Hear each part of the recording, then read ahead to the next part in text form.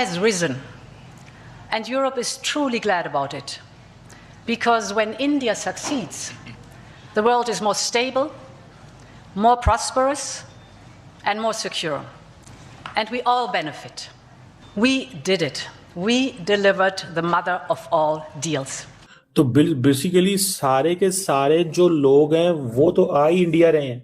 पहले अमेरिका ने तमाम यूरोपियंस को, वेस्टर्न्स को राह दिखाया इंडिया का। लार्जर कॉन्टेक्स्ट आपका एक और भी पहलू आता है कि इस तरह के जो फ्री ट्रेड एग्रीमेंट होता है with something as big as European Union, 127 countries है, it still has a $20 trillion of GDP, combined GDP. तो इंडिया और यूरोपियन यूनियन को ले लेंगे तो इट्स ऑलमोस्ट लाइक 1/4 और 1/3 ऑफ द ग्लोबल जीडीपी। अभी ये देखिए छोटी सी खबर कि पाकिस्तान के 9 हमसाया मुल्क हैं, अफगानिस्तान, चीन, बांग्लादेश, श्रीलंका, ईरान, नेपाल, भूटान और हिंदुस्तान भी। ये 9 ममालिक के साथ तजारत 44% गिर गई है, तकरीबन 50%। चीन हिमालय से ऊंची शहर से मीठी दोस्ती, उसके साथ टोटल तजारत आप देखिए जी सारी मिला के $1.9 अरब भी नहीं रही।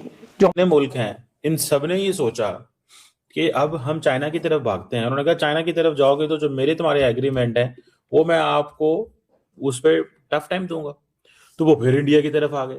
We are creating a market of 2 billion people, and this is the tale of two giants, the world's second and fourth largest economies, two giants who choose partnership in a true win-win fashion. कि America का तो कोई दोस्त मुस्तकिल नहीं है, वो तो अपने इत्तेहादियों को छोड़ दे। यूरोप का हाल देखें, आज इंडिया के साथ उनकी सबसे बड़ी डील हो रही है, और निशाना कौन बनता है? फ्रंट लाइन वाले। इसीलिए इसे अक़वाम मुत्तहिदा की निगरानी से हटा के बनाया जा रहा है। डू और डाई की सिचुएशन आ चुकी है, गोलमोल रखी है बात, और उनको तो खुद भी पता नहीं होता कि वो क्या करेंगे। हम कैसे अंदाजा लगाएं कि इस वक्त प्रेसिडेंट ट्रंप क्या सोच रहे हैं? ठीक बात है। उन्होंने कई बार कहा है, I have no idea what I am going to do next week.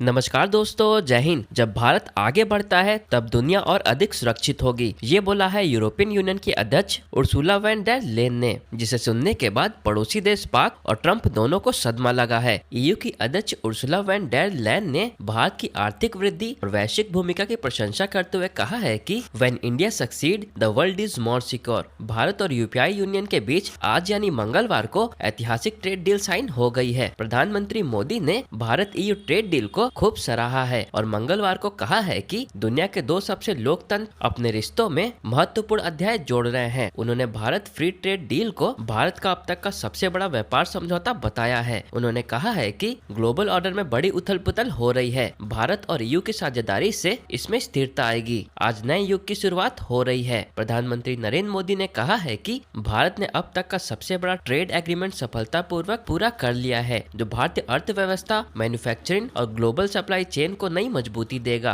और मैं देख रहा था कि जो उर्सुला वॉन डर लेन है, उन्होंने कहा है कि दुनिया की 2 बड़ी डेमोक्रेसीज ने दुनिया का सबसे बड़ा सिक्योरिटी एंड डिफेंस पार्टनरशिप को लॉन्च किया। अच्छा, मजे की बात है कि ये जो डिफेंस डील है, this is a defence and maritime security partnership है, defence and maritime security partnership. और दूसरी बात ये है कि वो कह रही हैं कि this is mother of all deals for 2 billion people, जिसमें से दोनों साइड जो है वो बेनिफिट लेंगे। And this is also obviously the beginning. अच्छा, मज़े की बात ये भी है कि आप अगर इस चीज़ को देखें कि जो डिस्कशन हो रही है, जिस अंदाज से ये सारी बात हुई है, इंडियंस के लिए ये बहुत ही सिग्निफिकेंट मोमेंट है व्हेन अमेरिका के साथ ताल्लुकात ख़राब है। मोबिलिटी के हवाले से बात हुई है, इंडियंस अब यूरोप जाएंगे, दिस इज मोबिलिटी ना। इंडियंस को तो सबसे ज़्यादा ये है कि हमारे यंग लड़के सारे जाएं यूरोप, यंग लड़कियां यूरोप जाएं। अब इंडिया जो है वो ईयू में इन्वेस्टमेंट करेगा, ईयू इंडिया में इन्वेस्टमेंट करेगा, मतलब दिस इज सिग्निफिकेंट थिंग। ये एक बहुत बड़ी सिग्निफिकेंट चीज़ है। देन आप देखें जो फ्री ट्रेड एग्रीमेंट है, इट विल ब्रिंग अपॉर्चुनिटीज को कह रहे हैं जी मैन्युफैक्चरिंग सेक्टर में, बड़ा ट्रेड एग्रीमेंट है। और 3 दिन से वो यहाँ पे है, जो यूरोपियन लीडरशिप है वो 3 दिन से यहाँ पे है। आप यहीं से अंदाज़ा लगा लें कि इतना दे हैड अ फियर कि अगर अमेरिका के साथ तो हमारी चीज़ें नहीं हो रही, जैसे फॉर एग्जांपल अगले दिन अमेरिकन प्रेसिडेंट ने उसको कनाडा को कह दिया, अगर तुमने चाइना के साथ डील साइन की तो मैं तुम्हें जो है वो मुश्किल में डाल दूंगा। तो बेसिकली सारे के सारे जो लोग हैं वो तो आ ही इंडिया रहे हैं। पहले अमेरिका ने तमाम यूरोपियंस को, वेस्टर्न्स को राह दिखाया इंडिया का, और फिर इंडिया को 50% टैरिफ पे टाइट कर दिया, बाकियों को भी टाइट कर दिया। एंड देन क्या हुआ? देन ये हुआ कि ये जितने मुल्क हैं इन सब ने ये सोचा कि अब हम चाइना की तरफ भागते हैं। उन्होंने कहा चाइना की तरफ जाओगे तो जो मेरे तुम्हारे एग्रीमेंट है वो मैं आपको उस पर टफ टाइम दूंगा। तो वो फिर इंडिया की तरफ आ गए। तो ये सारी की सारी जो यूरोपियन यूनियन जो है इसने जो ट्रेड डील की है दिल्ली के साथ, दिस इज ऑल अबाउट एक वो प्रेशर है बहुत बड़ा कि अब क्या करें, किधर जाएं। तो आप यहां से अंदाजा लगाएं कि क्या जो है ना वो वैल्यू है। सो बेसिकली इंडिया की जो बड़ी मार्केट है ना, that is something what they are looking for.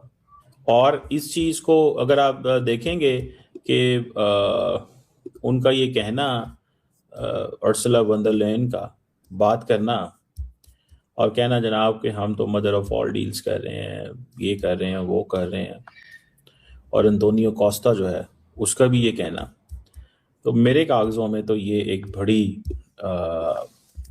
चीज़ है। अच्छा, अब तकरीबन 90 से लेके 96% तक टैरिफ ख़त्म हो गए हैं off all the EU goods which will come to India और all the EU goods which are exported to India. इसमें जो मेजर सेक्टर्स हैं उसमें ऑटोमोबाइल है, इसमें मशीनरी है, केमिकल्स हैं, अल्कोहल है, मतलब इस तरह की चीज़ें। अब वो कहते हैं जी यूरोपियन प्रोडक्ट्स यहाँ पे सस्ती हैं।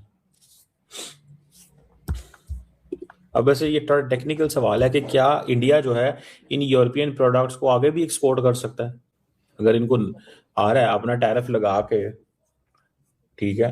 तो ये पूरी की पूरी जो मेरा ख्याल है कि ये जो फ्री ट्रेड एग्रीमेंट करना है, it gives them a lot of space कि बहुत ज़्यादा मैन्युफैक्चरिंग का वॉल्यूम बढ़ जाता है, एक्टिविटी का वॉल्यूम बढ़ जाता है।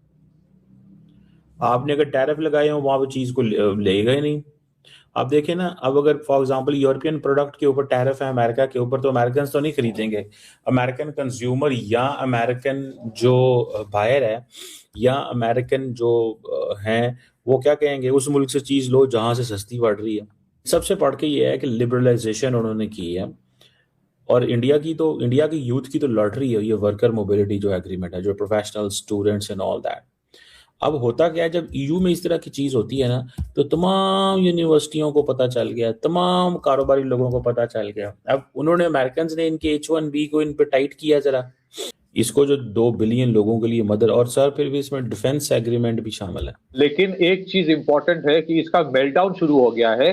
जैसे कि फॉर एग्जांपल स्कॉट बेसन का एक स्टेटमेंट आया कि Europe is almost like funding its own war.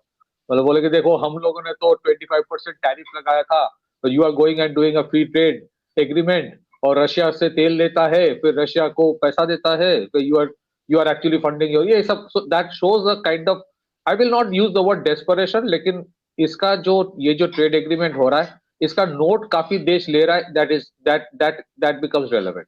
कुछ हद तक जो यूरोप के ऑटोमोबाइल सेक्टर और वाइन और सम अदर थिंग्स, उसके ऊपर काफी कंसेशन दिया जाएगा, काफी नहीं but reasonable, and in return उसी तरह का कंसेशन जो वो लोग देंगे फॉर इंडिया का जो केमिकल, पेट्रोकेमिकल्स, फिर लार्जर केमिकल जो प्रोडक्ट्स इंडिया से है, टेक्सटाइल्स है, गारमेंट्स है, ज्वेलरी है, फार्मास्यूटिकल है, इलेक्ट्रॉनिक्स है, इसमें काफी आपको कंसेशन मिलेगा to get into the European market. In the larger context आपका एक और भी पहलू आता है कि इस तरह के जो फ्री ट्रेड एग्रीमेंट होता है with something as big as European Union, हालांकि we keep on saying and we stand to the point, we stick to the point कि Europe in certain way is declining, but फिर भी European जो union है 27 countries है, it still has a $20 trillion of GDP, combined GDP।